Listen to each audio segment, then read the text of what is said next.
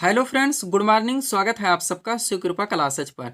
दोस्तों, इस वीडियो में हम लोग आरपीएफ कांस्टेबल व एसआई एग्जाम 2024 के शिफ्ट में पूछा सकने वाले most important GK GS miscellaneous व करंट अफेयर्स के प्रश्नों को सॉल्व करेंगे। दोस्तों, ये सारे क्वेश्चन हमारे आपके एग्जाम में पूछे जाने वाले प्रश्नों के सभी टॉपिक्स, प्रश्नों के लेवल व प्रश्नों के टेंस, इसके अलावा दोस्तों आपके प्रीवियस ईयर एग्जाम्स के प्रश्नों को पूरी तरह से एनालाइज करके बनाया गया एक मोस्ट इंपॉर्टेंट वीडियो है। तो दोस्तों, आप लोग इन्हें कॉन्सेंट्रेट होकर सॉल्व करें। क्वेश्चंस कम सॉल्व होने पर पुनः प्रश्नों का रिवीजन करें ताकि आप अपने एग्जाम्स में जीके जीएस मिसलेनियस और करंट अफेयर्स के टॉपिक से अच्छा स्कोर कर सकें। ध्यान रखें दोस्तों, आपके एग्जाम में आपका पूरा जीके यानी कि हिस्ट्री, पॉलिटी, ज्योग्राफी, इकोनॉमिक्स, पूरा आपका मिसलेनियस यानी विविध का चैप्टर, पूरा आपका जीएस यानी कि जनरल साइंस व करंट अफेयर्स, इन सभी टॉपिक्स का अच्छा खासा वेटेज है। पूरे 50 क्वेश्चंस आपके इन सभी टॉपिक से पूछे जाएंगे। तो चलिए दोस्तों, क्वेश्चंस को स्टार्ट करते हैं हम लोग। पहला क्वेश्चन है दोस्तों हमारा, जनगणना 2011 के अनुसार भारत का जनसंख्या घनत्व कितना है? करेक्ट आंसर होगा 382 व्यक्ति प्रति वर्ग किलोमीटर। पहला क्वेश्चन हमारा कहां से आया दोस्तों? जनगणना 2011 यानी कि सेंसस 2011, जो कि आपका सुपर टॉपिक है, ट्रेंडिंग टॉपिक है, एवरग्रीन टॉपिक है। आपके हर शिफ्ट में यहाँ से क्वेश्चंस देखने को मिलेंगे। मोस्ट वन सीट आपके सामने लगा दी गई दोस्तों। 100% जनगणना 2011 से जितने भी फैक्ट, जितने भी क्वेश्चंस बन सकते हैं, सब कुछ बेसिक से लेकर स्टैंडर्ड तक कवर कर लिया गया है। अगर आप इस सीट को अच्छे से रिवाइज रखते हैं तो दोस्तों इस टॉपिक से कोई भी क्वेश्चंस आपके एग्जाम में आते हैं, किसी भी ट्रेंड से पूछे जाते हैं, ना क्वेश्चन आपसे मिस होंगे और ना ही दोस्तों एग्जाम में आपको तुक्का लगाना पड़ेगा। तो चलिए दोस्तों, इस सुपर टॉपिक्स को हम लोग पूरी तरह से कंप्लीट करना शुरू करते हैं। क्वेश्चन था हमारा, जनगणना 2011 के अनुसार भारत का जनसंख्या घनत्व कितना है? करेक्ट आंसर होगा 382 व्यक्ति प्रति वर्ग किलोमीटर। अब इस सीट को दोस्तों हम लोग पूरी तरह से अपने सामने करेंगे और हर फैक्ट, हर क्वेश्चंस को बेसिक से लेकर स्टैंडर्ड तक कवर करेंगे। ध्यान देंगे, इंपॉर्टेंट पॉइंट है हमारा। पहला पॉइंट है दोस्तों हमारा, भारत में जनगणना की शुरुआत 1872 में लॉर्ड मेयो के कार्यकाल में हुई थी। कॉन्स्टेंट होकर ध्यान देंगे दोस्तों, ए टू जेड हम लोग जनगणना 2011 को कवर कर रहे हैं।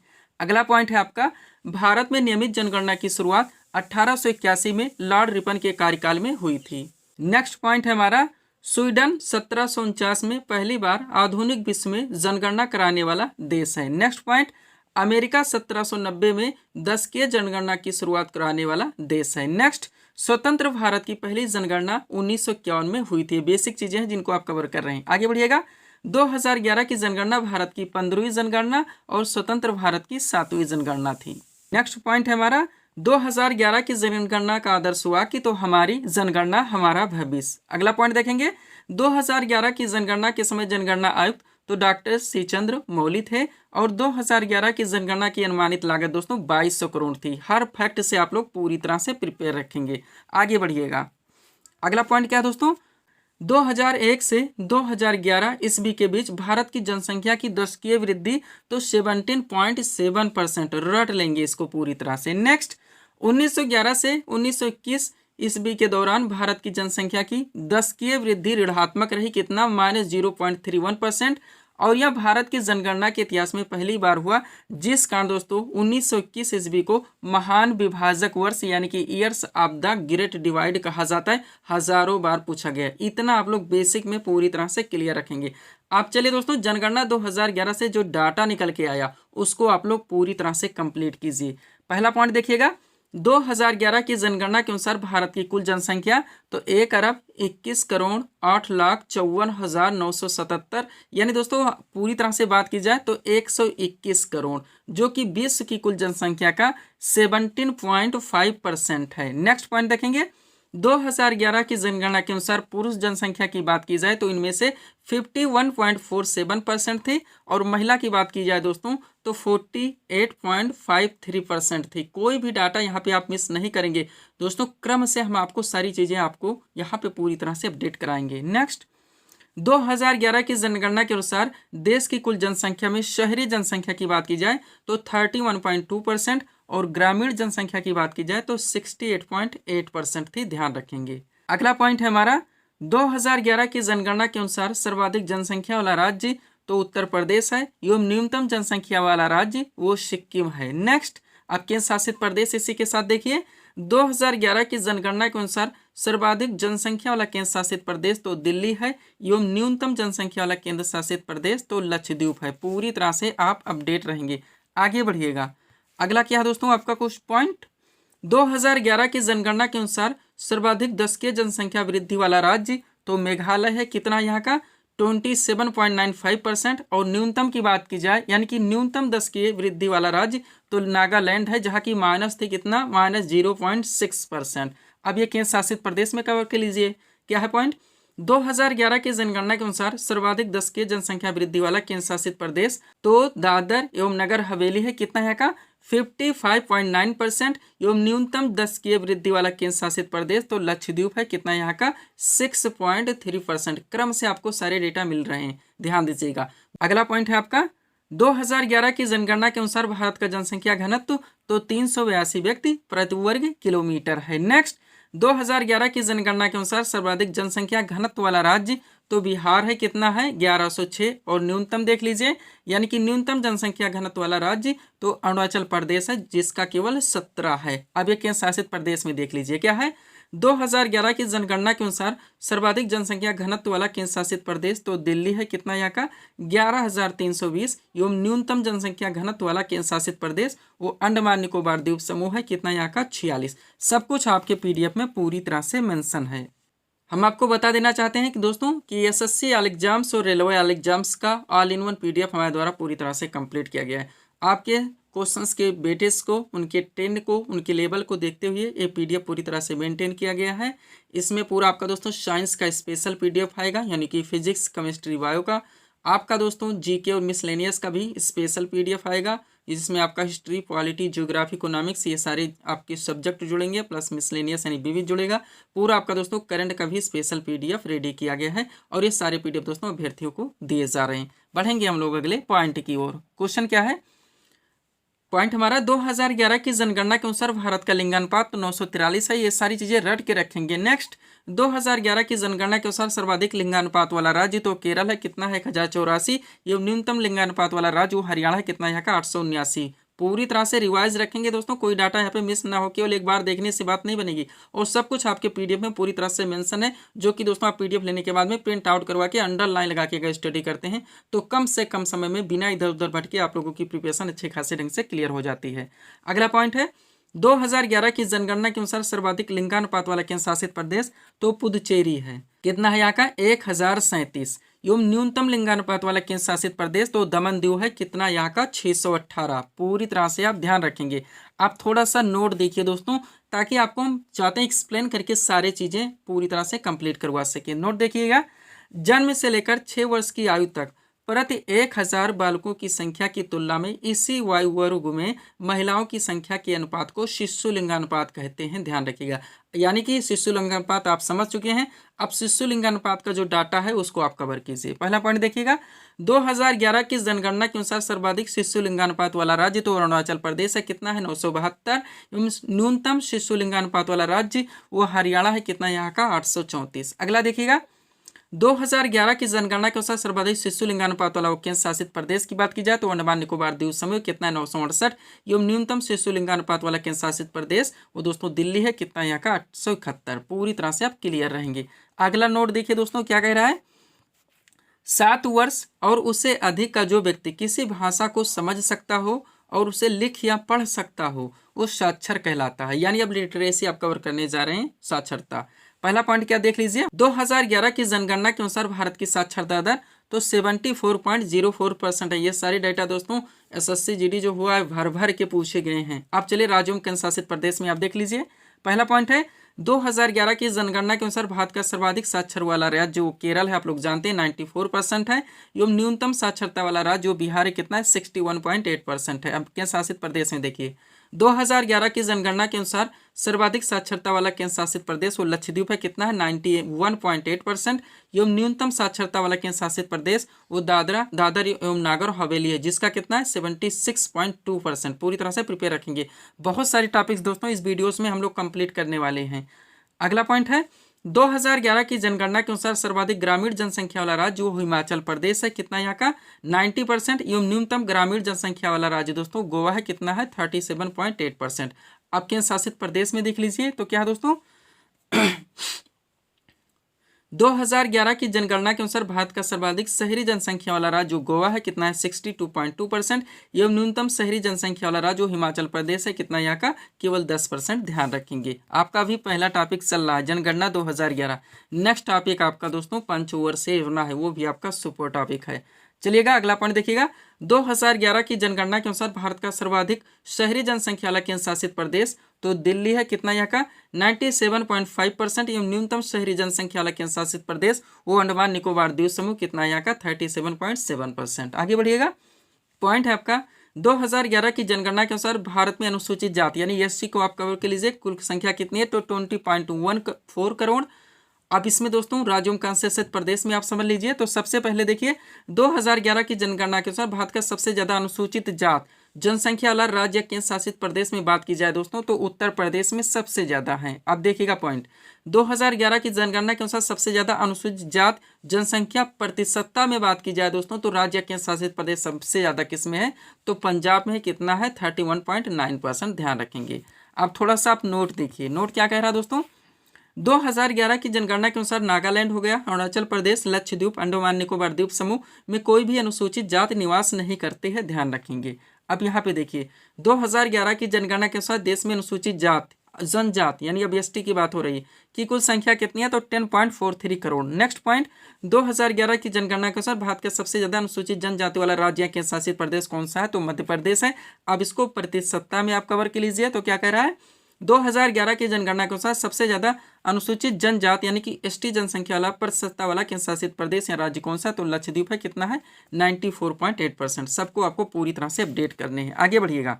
अब यहाँ पे नोट देखिए दोस्तों थोड़ा सा क्या कह रहा है 2011 की जनगणना के अनुसार पंजाब हो गया, हरियाणा हो गया, दिल्ली, चंडीगढ़ और पुदुचेरी में कोई भी अनुसूचित जनजात निवास नहीं करती है। ये भी आप लोग ध्यान रखेंगे। अब 2021 की जनगणना से जो फैक्ट निकलते हैं थोड़ा सा उसको भी एक झलक देख लीजिए। हालांकि एक जनगणना अभी हो नहीं पाए लेकिन होगी जब भी दोस्तों 2021 के नाम से ही जानी जाएगी।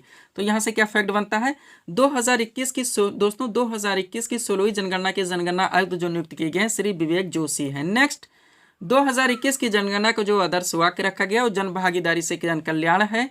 और 2021 की जनगणना भारत में पहली बार डिजिटल जनगणना कराई जाएगी। ये भी आप लोग पूरी तरह से ध्यान रखेंगे। आगे बढ़ते हैं दोस्तों, थोड़ा सा हम लोग पीडीएफ के बारे में बात करेंगे, पुनः अगले टॉपिक्स को कवर करेंगे। ध्यान दीजिएगा दोस्तों, एसएससी ऑल एग्जाम्स और रेलवे ऑल एग्जाम्स का ऑल इन वन पीडीएफ हमारे द्वारा पूरी तरह से कंप्लीट किया गया है। आपके बहुत सारे एग्जाम्स लगे हैं। एसएससी में बात की जाए तो सबसे पहले सीजीएल है, फिर एमटीएस है, फिर जीडी भी आ चुकी है। रेलवे ऑल एग्जाम्स में आरपीएफ कांस्टेबल एसआई का लगा, LPA technician NTPC group D है। दोस्तों आपके सभी क्वेश्चंस के लेवल को, उनके वेटेज को, उनको ट्रेंड को देखकर ये पीडीएफ पूरी तरह से कंप्लीट किया गया है। सारी चीज़ें इसमें आपको स्पेशल दी जाएंगी, चाहे वो आपका साइंस, फिजिक्स, केमिस्ट्री, बायो हो, पूरा आपका जीके मिसलेनियस हो या करंट अफेयर्स हो। इनमें से किसी भी दोस्तों वैकेंसीज में आप अच्छी खासी फाइट के लिए इस पीडीएफ को परचेस कर सकते हैं। इनमें से दोस्तों किसी भी वैकेंसीज में आप अच्छी फाइट के लिए इस पीडीएफ को परचेस कर सकते हैं। केवल 100 रुपये इसकी पेमेंट फीस पड़ेगी। व्हाट्सअप नंबर आप लोगों के सामने जहां पर आप जुड़कर पीडीएफ ले सकते हैं। बढ़ेंगे हम लोग अगले टॉपिक्स की ओर। अगला क्वेश्चन आपका किस टॉपिक से दोस्तों देखेंगे हम लोग। क्वेश्चन रखा गया है किस पंचवर्षीय योजना के दौरान इसरो की स्थापना हुई थी। करेक्ट आंसर होगा चौथी पंचवर्षीय योजना। क्वेश्चन कहां से आ गया पंचवर्षीय योजना। आपका बहुत बड़ा टॉपिक है, मोस्ट हॉट टॉपिक है, सुपर टॉपिक है, ट्रेंडिंग टॉपिक है। आपके हर शिफ्ट में दोस्तों यहां से क्वेश्चंस देखने को मिलेंगे। मोस्ट सीट आपके सामने लगा दी गई है। 100% पंचवर्षीय योजना से जितने भी बेसिक से लेकर स्टैंडर्ड तक क्वेश्चंस बन सकते हैं, सब कुछ पूरी तरह से हर फैक्ट को हर ट्रेंड से कवर किया गया है।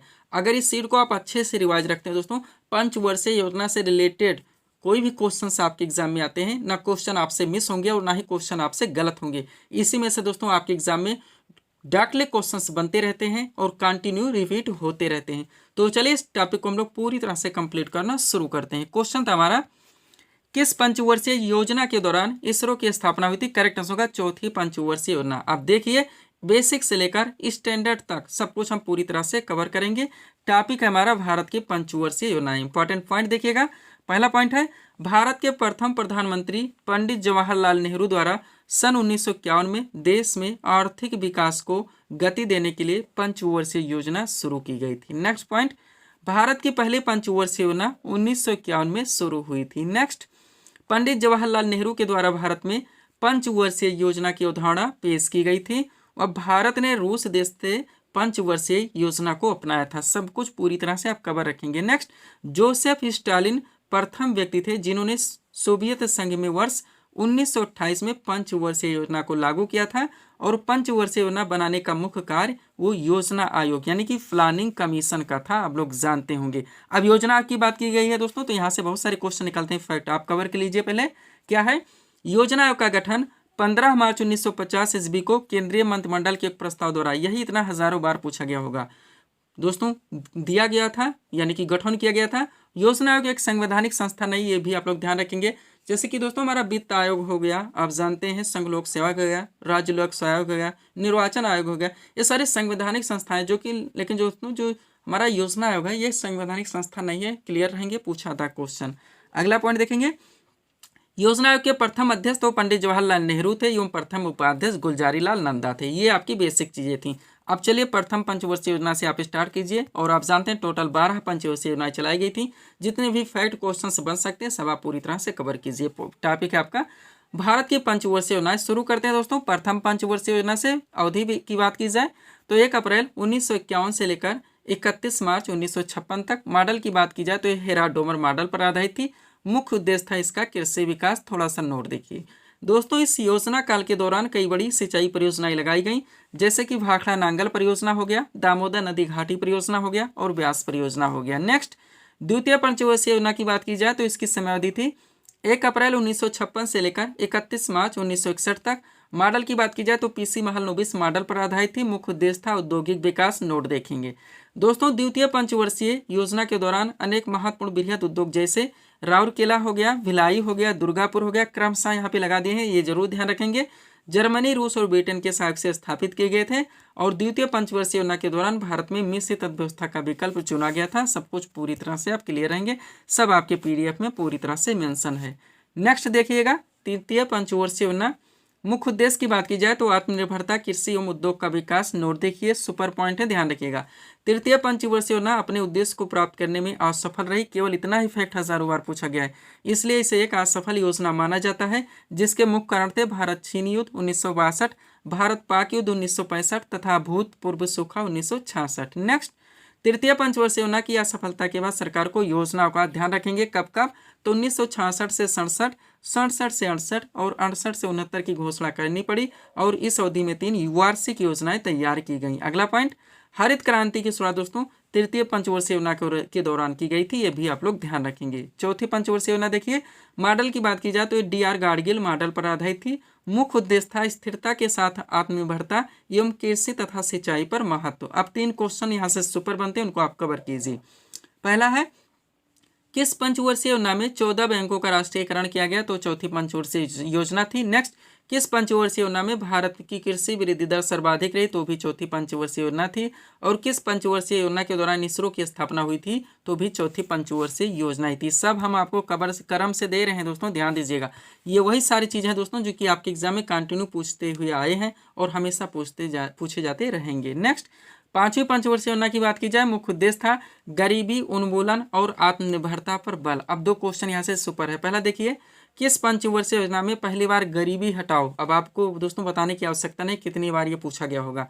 का नारा दिया गया है, तो 5वीं पंचवर्षीय योजना है। और कौन सी पंचवर्षीय योजना जो केवल 4 वर्ष ही चली थी? तो भी 5वीं पंचवर्षीय योजना ही है। छठी पंचवर्षीय देखिए, समयावधि की बात की जाए तो 1980 से लेकर 1985 तक। मुख्य उद्देश्य था गरीबी उन्मूलन और रोजगार में वृद्धि। अब यहाँ से पॉइंट देखिए, किस पंचवर्षीय योजना में समन्वित ग्रामीण विकास कार्यक्रम शुरू हुआ? तो छठी पंचवर्षीय योजना थी। नेक्स्ट, छठी पंचवर्षीय योजना के दौरान जनसंख्या वृद्धि को नियंत्रित करने के लिए परिवार नियोजन कार्यक्रम लागू किया गया था। सुपर पॉइंट है। और ये पॉइंट दोस्तों आप देख लीजिएगा। छठी पंचवर्षीय योजना के दौरान क्या दोस्तों, शिवरामन समिति की सिफारिश पर कब 1982 में किया राष्ट्रीय कृषि एवं ग्रामीण विकास बैंक यानी कि नाबार्ड, जिसका पूरा नाम है national bank for agriculture and rural development, की स्थापना हुई थी। पूरी तरह से अपडेट रखेंगे। ये छठी पंचवर्षीय योजना के दौरान नाबार्ड की स्थापना हुई थी शिवरामन समिति की आधार की दोस्तों सिफारिश पर 1982 में। और इसका पूरा नाम है national bank for agricultural and rural development. चलिए 7वीं पंचवर्षीय योजना की ओर हम लोग बढ़ते हैं। देखिएगा दोस्तों, 7वीं पंचवर्षीय योजना की बात की जाए, समयावधि थी 1985 से 1990। मुख्य उद्देश्य था रोजगार, शिक्षा तथा जन स्वास्थ्य का विकास। 8वीं पंचवर्षीय योजना की बात की जाए, समयावधि थी 1992 से 1997। मुख्य उद्देश्य था मानव संसाधन का विकास। 9वीं पंचवर्षीय योजना की बात की जाए समयावधि थी 1997 से 2002 और मुख्य उद्देश्य था न्यायपूर्ण वितरण एवं समानता के साथ विकास। आगे बढ़िएगा। 10वीं पंचवर्षीय योजना देखेंगे दोस्तों आप लोग, समयावधि थी 2002 से 2007। मुख्य उद्देश्य था दोस्तों गरीबी और बेरोजगारी को समाप्त करना एवं अगले 10 वर्षों में प्रति व्यक्ति आय दोगुनी करना। 11वीं पंचवर्षीय योजना की बात की जाए समयावधि थी 2007 से 2012। मुख्य उद्देश्य था तीव्रतम एवं समावेशी विकास। 12वीं पंचवर्षीय योजना समयावधि 2012 से 17। मुख्य उद्देश्य था तीव्र समावेशी और सतत विकास। पूरी तरह से आप प्रिपेयर रखेंगे। इसके बाद में आप जानते हैं दोस्तों नीति आयोग की स्थापना कर दी गई 1 जनवरी 2015 को और दोस्तों पंचवर्षीय योजनाएं समाप्त कर दी गई। आगे बढ़ते हम लोग। पीडीएफ के बारे में ऑलरेडी बात हो चुकी है दोस्तों। आप जानते हैं एसएससी ऑल एग्जाम्स और रेलवे ऑल एग्जाम्स का perfect PDF all in one हमारे द्वारा प्रिपेयर किया गया है।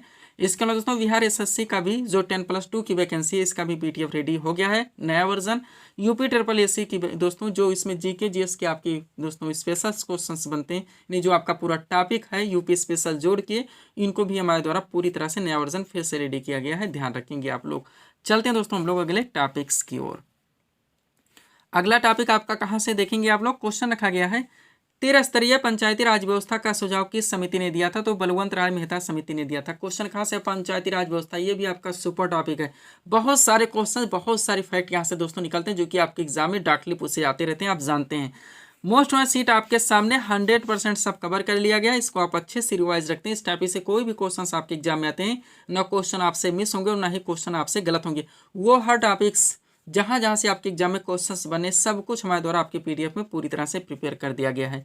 चलिए दोस्तों इस सुपर टॉपिक्स को हम लोग कवर करते हैं। क्वेश्चन था हमारा 13 स्तरीय पंचायती राज व्यवस्था का सुझाव किस समिति ने दिया था, तो बलवंत राय मेहता समिति ने। अब आप लोग दोस्तों A to Z आप इसको कवर करेंगे। इंपॉर्टेंट पॉइंट है हमारा। पहला पॉइंट, पंचायती राज व्यवस्था भारत में स्थानीय स्वशासन का एक विकेंद्रीकृत रूप है। नेक्स्ट, यह ग्रामीण समुदायों को सशक्त बनाने उस जमीनी स्तर पर लोकतंत्र को बढ़ावा देने के लिए पेश की गई थी। पूरी तरह से प्रिपेयर रखेंगे। अब पंचायती राज व्यवस्था के 3 स्तर हैं, आप लोग जानते हैं, उनको देख लीजिए। तो पंचायती राज व्यवस्था में 3 स्तर होते हैं, ग्राम पंचायत, पंचायत समिति और जिला पंचायत। चलिए शुरू करते हैं। पहला पॉइंट यहाँ से देखिएगा, हर ट्रेंड से क्वेश्चंस को मेंशन किया जाता है, जो भी टॉपिक उठाया जाता है उसको वहीं पे कंप्लीट कर दिया जाता है। यहाँ से पहला पॉइंट देखिए क्या कह रहा है, भारत में प्रतिवर्ष 24 अप्रैल को राष्ट्रीय पंचायती राज दिवस मनाया जाता है। इस दिवस का दोस्तों जो मुख्य उद्देश्य है स्थानीय शासन के महत्व के बारे में जागरूकता बढ़ाना। अगला पॉइंट देखेंगे आप लोग, पंचायती राज व्यवस्था को 73वें संविधान संशोधन 1992 के द्वारा संवैधानिक दर्जा प्रदान किया गया था। ध्यान रखेंगे, पंचायती राज व्यवस्था सर्वप्रथम 2 अक्टूबर 1959 को राजस्थान के नागौर जिले से आरंभ की गई थी, आप लोग सुने होंगे। नेक्स्ट, 13 स्तरीय पंचायती राज व्यवस्था का सुझाव बलवंत राय मेहता समिति के द्वारा दिया गया था। ध्यान रखेंगे। नेक्स्ट, संविधान की 11वीं अनुसूची पंचायती राज निकायों के दायरे में टोटल 29 कार्यों को शामिल करती है। 11वीं अनुसूची का विषय ध्यान रखेंगे। और लॉर्ड रिपन को भारतीय स्वशासन का जनक माना जाता है, ये भी आप लोग ध्यान रखेंगे। आगे बढ़िएगा। अगला क्वेश्चन, अब यहाँ से 4 क्वेश्चन लगाया गया है। पहला देखिए, ग्राम पंचायत की स्थापना का प्रावधान भारतीय संविधान के किस भाग में, तो भाग की बात करी जाए तो 4 में है। नेक्स्ट, ग्राम पंचायत की स्थापना का प्रावधान भारतीय संविधान के किस अनुच्छेद में, तो अनुच्छेद की बात की जाए तो 40 में है। बलवंत राय मेहता समिति का गठन कब किया गया था, 1957 में। और पंचायती राज किस सूची के अंतर्गत आता है, तो राज्य सूची। अब वो सारी समितियां जो दोस्तों पंचायती राज व्यवस्था को गठित करने के लिए गठन किया गया था, उनको आप पूरी तरह से कवर कीजिए, कोर्ट में लाने के लिए, क्रम से लगाने के लिए। इसके अलावा दोस्तों हर ट्रेंड से क्वेश्चंस को पूछा था, डाकले पुलाते इनमें से कौन सी पंचायती राज व्यवस्था से जुड़ी समिति है, तो सब कुछ क्रम से दिया गया, आप पूरी तरह से कवर कर लें। चलिए, पंचायती राज व्यवस्था से जुड़ी महत्वपूर्ण समितियां, पहली की बात की जाए, यानी पहली समिति हनुमंत राव मेहता समिति 1983 में गठित की गई।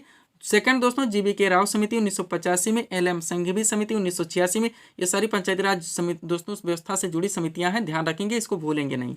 बलवंत राय मेहता समिति आपका हाईलाइटेड है, 1957 में गठित की गई थी। अशोक मेहता समिति 1977 में, थुंगा समिति 1989 में। दोस्तों 6 समितियां, इनको आप पूरी तरह से प्रिपेयर रखेंगे कि कब कब गठित की गई थी।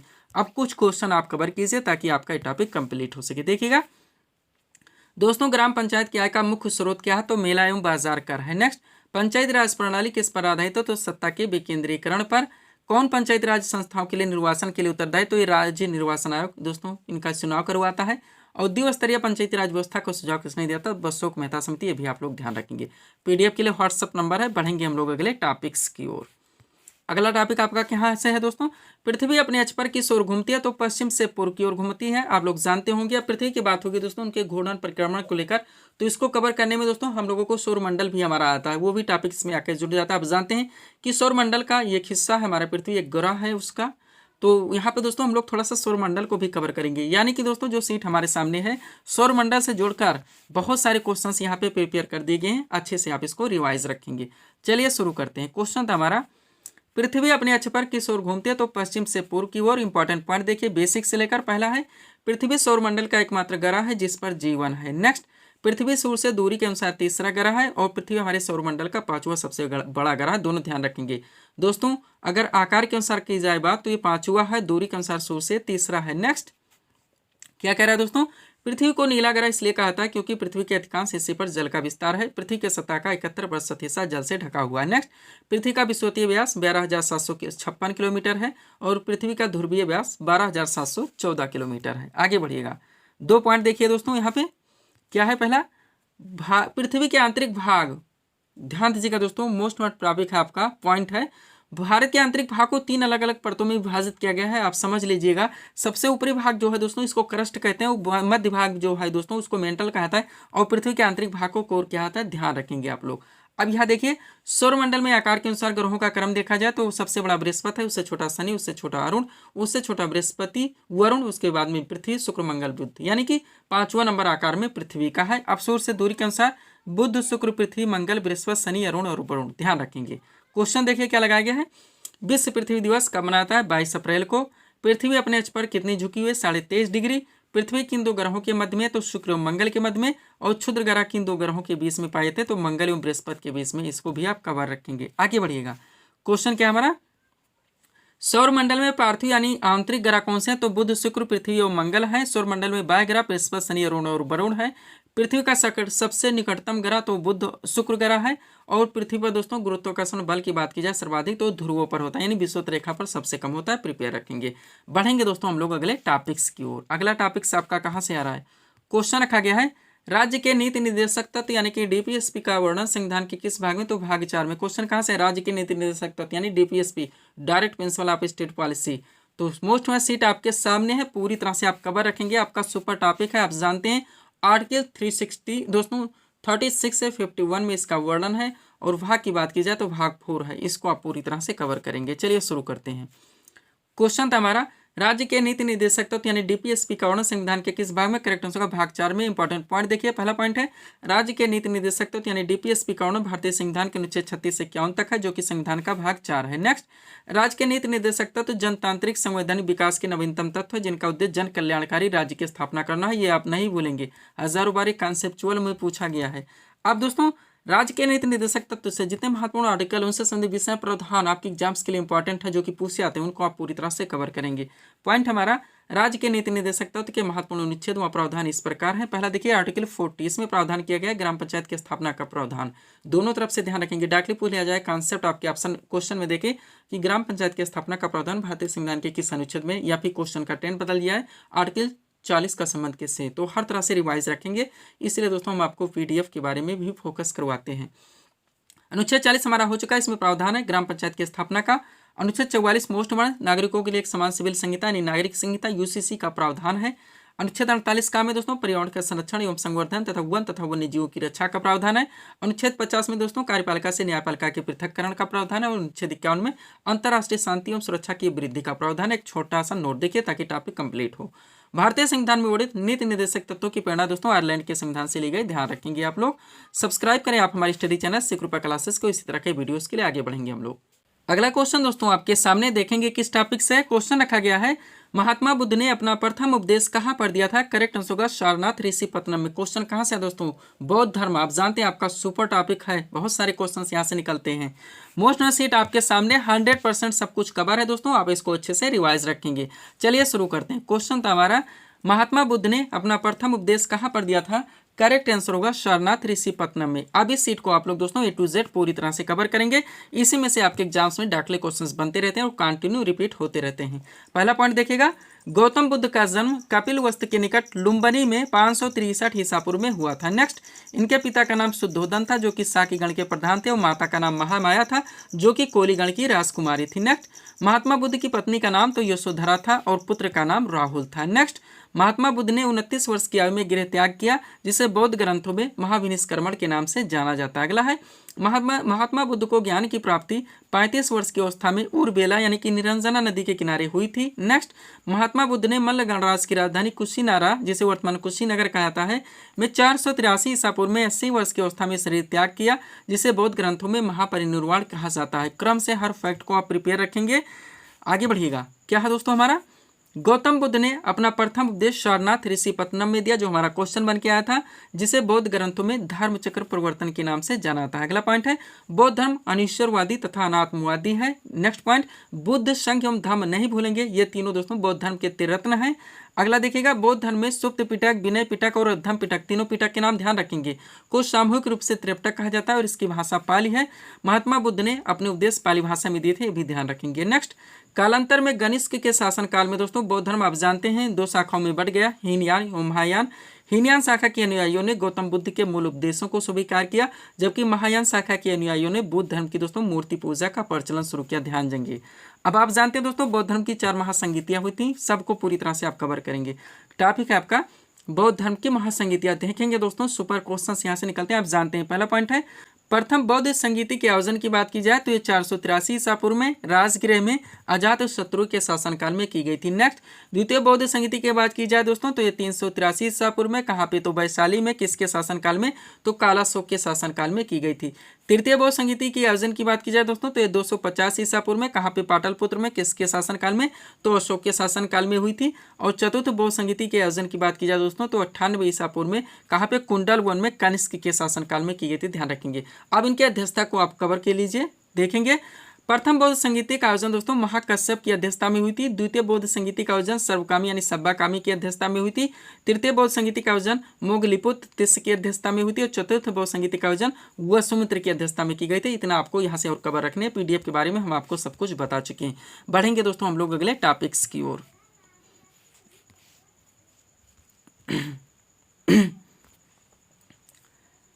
अगला क्वेश्चन दोस्तों हमारे सामने देखेंगे किस टॉपिक से। क्वेश्चन रखा गया है, खजुराहो मंदिर भारत के किस राज्य में, तो छतरपुर मध्य प्रदेश में। टॉपिक कहाँ से दोस्तों, भारत के जो महत्वपूर्ण इमारतें मंदिर डाकटिप हो जाता है, लिंगराज मंदिर हो गया, आपका मीनाक्षी मंदिर हो गया, सांची का स्तूप हो गया, तो जितने भी हो सकते हैं दोस्तों सब कुछ सीट आपके सामने है, पूरी तरह से कवर कर लिया गया है। एग्जैक्ट लोकेशन भी दोस्तों यहाँ पे अपडेट किया गया है, ध्यान देंगे आप लोग, ताकि किसी भी ट्रेंड से आपके एग्जाम में क्वेश्चन आए, आपके क्वेश्चन कभी मिस ना हो। चलिए शुरू करते हैं। क्वेश्चन था हमारा, खजुराहो मंदिर भारत के किस राज्य में स्थित है। करेक्ट आंसर होगा छतरपुर मध्य प्रदेश में। अब देखिएगा, एक तरफ इमारतों एवं मंदिरों के नाम दिए गए, दूसरी तरफ संबंधित राज्य व केंद्र शासित प्रदेशों के नाम दिए गए हैं। शुरू करते हैं। अजंता एवं एलोरा गुफा तो ये औरंगाबाद महाराष्ट्र में है। शांति निकेतन दोस्तों बीरभूम पश्चिम बंगाल में है। एलिफेंटा गुफा मुंबई महाराष्ट्र में है। सांची का स्तूप रायसेन मध्य प्रदेश में। एग्जैक्ट लोकेशन भी डाला गया है, ये भी आप लोग ध्यान रखेंगे, थोड़ा सा यहाँ से भी प्रिपेयर रखेंगे ताकि ऑप्शन में यही है तो आपके क्वेश्चन मिस ना हो। लिंगराज मंदिर भुवनेश्वर ओडिशा में। सूर्य मंदिर जिसे काला पैगोडा के नाम से भी जाना जाता है, कोणार्क ओडिशा में है। दक्षिणेश्वर काली मंदिर कोलकाता पश्चिम बंगाल में। सोमनाथ मंदिर गिर सोमनाथ गुजरात में है। कैलाश मंदिर एलोरा महाराष्ट्र में। त्र्यंबकेश्वर मंदिर नासिक महाराष्ट्र में। आगे बढ़िएगा, महाबलेश्वर मंदिर महाराष्ट्र में। दिलवाड़ा जैन मंदिर माउंट आबू राजस्थान में है। आगे बढ़िएगा, आपका है अगला दोस्तों ब्रह्मा मंदिर। क्या, ब्रह्मा मंदिर जो कि पुष्कर राजस्थान में। रामेश्वरम मंदिर तमिलनाडु में है। मीनाक्षी मंदिर मदुरई तमिलनाडु में है। बृहदेश्वर मंदिर तंजावुर तमिलनाडु में। नटराज मंदिर चिदम्बरम तमिलनाडु में, ध्यान रखेंगे। वेंकटेश्वर मंदिर तिरुपति आंध्र प्रदेश में। जगन्नाथ मंदिर ये पूरी ओडिशा में है। आगे बढ़िएगा, 2 रह गए हैं, क्या क्या है। वैष्णो देवी मंदिर जम्मू कश्मीर में है। खजुराहो मंदिर छतरपुर मध्य प्रदेश। इतना आपको यहाँ से पूरी तरह से कवर रखने हैं। बढ़ेंगे हम लोग अगले टॉपिक्स की ओर। अगला टॉपिक आपके सामने क्वेश्चन क्या रखा गया है, कार्बेट राष्ट्रीय उद्यान भारत के किस राज्य में स्थित है, तो नैनीताल उत्तराखंड में। एग्जैक्ट लोकेशन यहाँ पर भी डाला गया, ध्यान रखेंगे। क्वेश्चन आपका किस टॉपिक से, सुपर टॉपिक से। टॉपिक का नाम है जो भारत के राष्ट्रीय पार्क है, राष्ट्रीय उद्यान है, वन्यजीव अभ्यारण्य है। आप जानते हैं डायरेक्टली क्वेश्चन पूछे जाते हैं, हमें केवल लोकेशन बताने होते हैं कहाँ पे स्थित है। सबको दोस्तों पूरी तरह से कवर करके सीट आपके सामने लगा दी गई, आप इसको अच्छे से रिवाइज रखेंगे। चलिए शुरू करते हैं हम लोग। क्वेश्चन था हमारा, कार्बेट राष्ट्रीय उद्यान भारत के किस राज्य में स्थित है? तो नैनीताल उत्तराखंड में। अब इस सीट को दोस्तों थोड़ा सा अपने सामने करते हैं, पूरी तरह से देखिएगा। एक तरफ दिया गया राष्ट्रीय उद्यान व वन्यजीव अभियान के नाम, दूसरी तरफ संबंधित स्थान। शुरू करते हैं। सबसे पहले काजीरंगा राष्ट्रीय उद्यान हाईलाइटेड है, आप लोग जानते हैं, जोरहाट असम में है। मानस वन्यजीव अभियान बारपेटा असम में है। हजारीबाग राष्ट्रीय पार्क हजारीबाग झारखंड में है। बेतवा राष्ट्रीय पार्क दोस्तों, बेतला राष्ट्रीय पार्क ये पलामू झारखंड में। गिर राष्ट्रीय उद्यान जूनागढ़ गुजरात में है। बांदीपुर राष्ट्रीय उद्यान बांदीपुर कर्नाटक में। केवलादेव पश्चिम बिहार ये भरतपुर राजस्थान में है। एग्जैक्ट लोकेशन भी पूछा था, ध्यान रखेंगे आप लोग। आगे बढ़िएगा। सरिस्का वन्यजीव अभ्यारण्य अलवर राजस्थान में। दाचीगाम वन्यजीव अभ्यारण्य बांधवगढ़ मध्य प्रदेश में। कान्हा राष्ट्रीय उद्यान बालाघाट मध्य प्रदेश में। सिमलीपाल राष्ट्रीय उद्यान मयूरभंज ओडिशा में। दुधवा राष्ट्रीय उद्यान लखीमपुर खीरी उत्तर प्रदेश में। कार्बेट राष्ट्रीय उद्यान नैनीताल उत्तराखंड में है। पेरियार वन्यजीव अभ्यारण्य उडुक्की केरल में है। शरावती वन्यजीव अभ्यारण्य शिमोगा कर्नाटक में है। नंदा देवी पशु विहार ये चमोली उत्तराखंड में, ध्यान रखेंगे। आगे बढ़िएगा। अगला आपका क्या है? चंद्रप्रभा वन्यजीव अभ्यारण्य तो वाराणसी उत्तर प्रदेश में। रणथंभौर वन्यजीव अभ्यारण्य जो कि सवाई माधोपुर राजस्थान में। कैमूर वन्यजीव अभ्यारण्य बिहार में है। नेक्स्ट सतपुड़ा राष्ट्रीय उद्यान दोस्तों सीहियम सरगोजा मध्य प्रदेश में। पंचमढ़ी वन्यजीव अभ्यारण्य होशंगाबाद मध्य प्रदेश में। कहाँ पे? होशंगाबाद मध्य प्रदेश में। तो दोस्तों इस वीडियो में हम लोग इतना ही रखेंगे, क्योंकि बहुत सारे टॉपिक्स अभी करंट भी इसमें करवाना चाहते थे। इसके अलावा दोस्तों आपको जनरल साइंस को भी इसमें अपडेट करवाना चाहते थे, लेकिन वीडियो काफ़ी लंबा हम खींचना नहीं चाहेंगे, अगले वीडियोज़ में उनको कंप्लीट करवाएंगे। तो सब्सक्राइब करें दोस्तों आप हमारी स्टडी चैनल शिवकृपा क्लासेस को इसी तरह के वीडियोज़ के लिए।